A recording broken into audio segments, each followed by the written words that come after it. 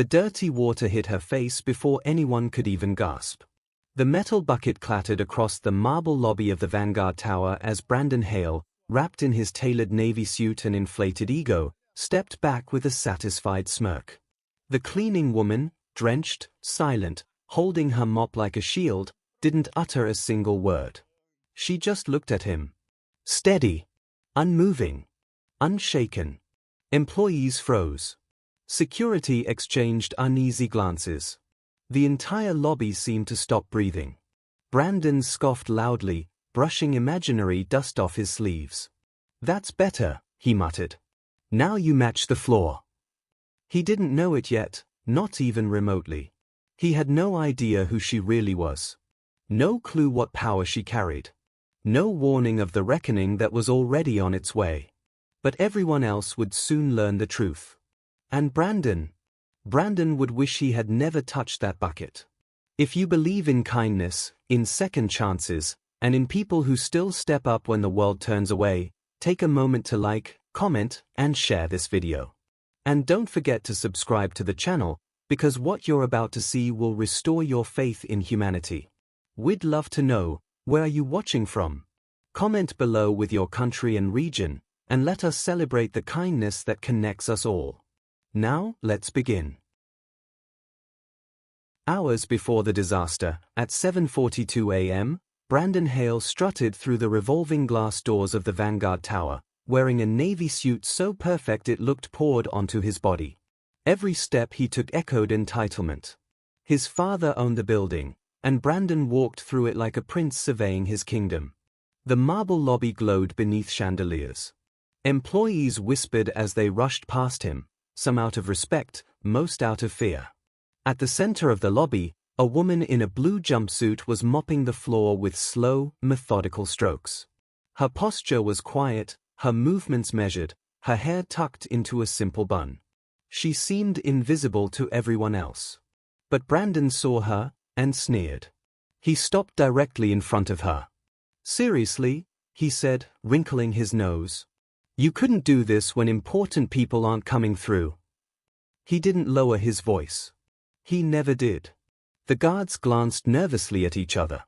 The woman looked up, her expression calm, serene even. "I'm almost done. Sorry for the inconvenience." Her tone was respectful. But that only irritated Brandon more. "Inconvenience?" he echoed mockingly.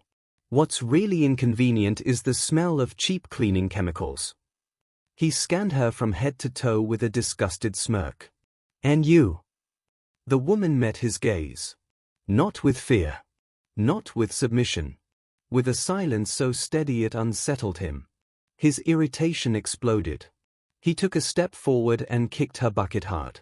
Dirty water splashed up, soaking her jumpsuit, her face, her arms. The mop clattered to the floor. A gasp rippled across the lobby. A few employees lowered their eyes, frightened to react. Others stared in horror. No one dared say a word. Brandon gave her a satisfied look. "Now you match the floor," he said coldly. "Filthy." He walked away feeling triumphant. Several cameras blinked red overhead. And someone on the second-floor mezzanine had watched the entire thing. The woman quietly picked up the mop again. She wiped her face with a small white handkerchief tucked into her pocket, her movements almost ritualistic, as though the incident hadn't affected her at all. A young receptionist jogged toward her with a towel. "Here, please, take this." "No need," the woman replied softly. "Everything that begins with arrogance ends with lessons." The receptionist frowned, not understanding. But something in the woman's tone felt strangely authoritative, far more than her uniform suggested. Hours passed. At 10:03 a.m., Brandon returned to the lobby, chest puffed, ready for the biggest executive meeting of his life. His father was negotiating a partnership with a powerful investor, someone whose backing could double the company's market reach. Brandon straightened his tie, checked his reflection in a polished column, and smiled smugly. "Today I prove I'm ready to lead," he whispered to himself.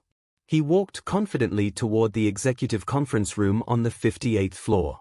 He expected applause. Instead, he stepped into a nightmare. The board members were already seated. His father stood near the head of the table, his expression unreadable. But Brandon barely noticed any of that.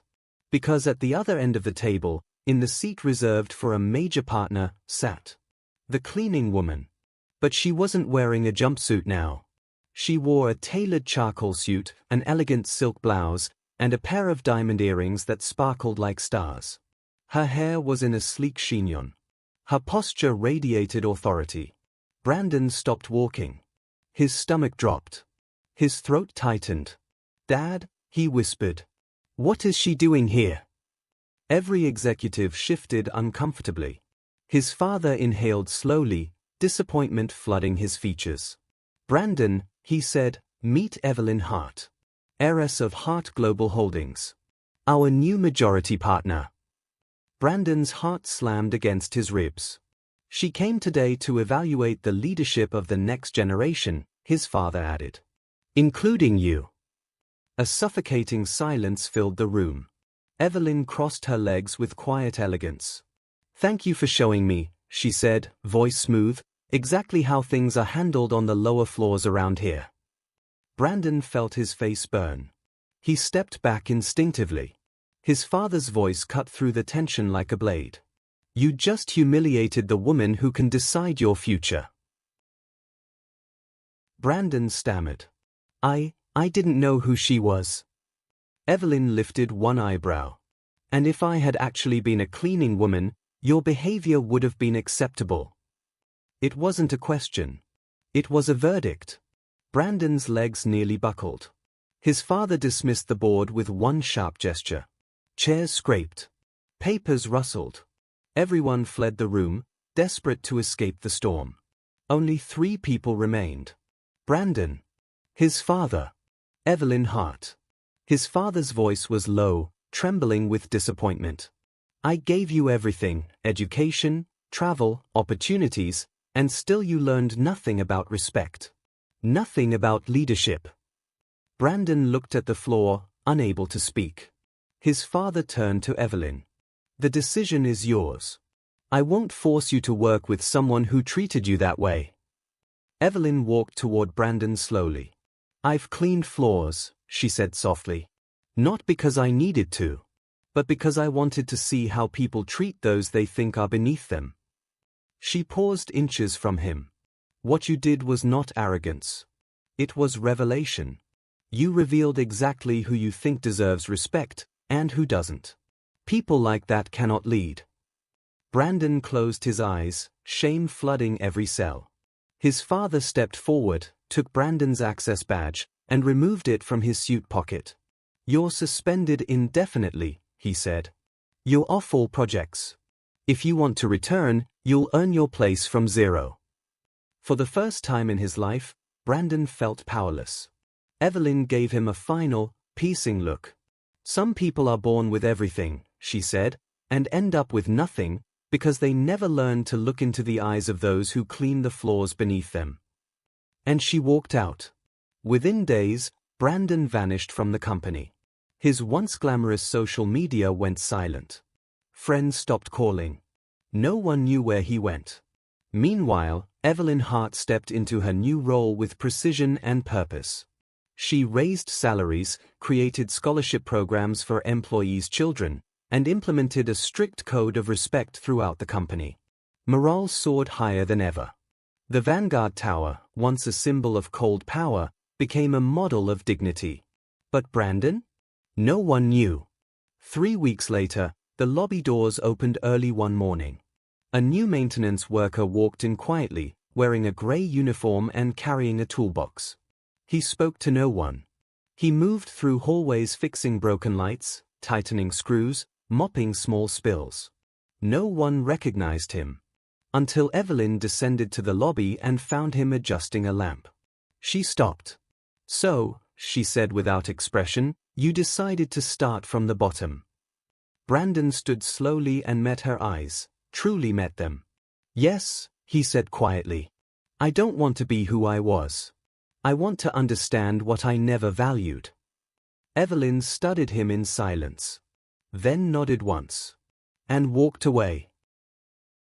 Time reshaped him. Brandon worked in maintenance, then in storage, then in security. He listened more than he spoke. He helped more than he asked. He apologized without expecting forgiveness. And one afternoon, while he picked up papers in the lobby, a new intern brushed past him. "Move," she snapped arrogantly. Brandon didn't get angry. He simply smiled sadly. From the mezzanine, Evelyn watched. She descended the stairs and approached him. "Did you realize what you did back then?" she asked softly. Brandon nodded. "I regret it every day," he said. "But I'm not driven by guilt anymore.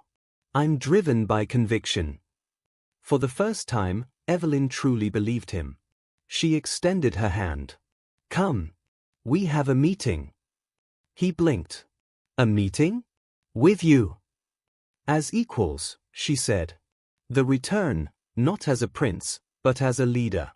Brandon didn't reclaim his old role. He didn't want it. Instead, he became the Director of Human Development, a position focused on training leaders who valued dignity, respect, and humility. Employees gradually began to trust him again. Some even admired him.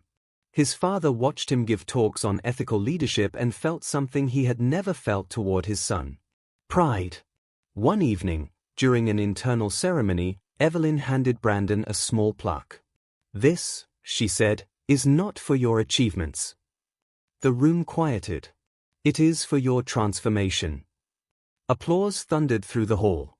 Brandon looked at Evelyn, and the lobby scene from months ago flashed in his mind: her soaked uniform, her silent serenity, her unspoken strength.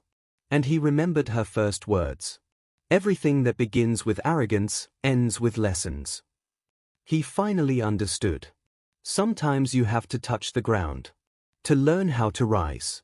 And sometimes the person you mistreat is the one holding the keys to your future. Because appearances deceive. But respect, that should never be negotiable. Which part of this story touched you the most? Share your thoughts in the comments below. I'd love to read them. And don't forget to subscribe to the channel and turn on notifications so you won't miss any of our next emotional stories.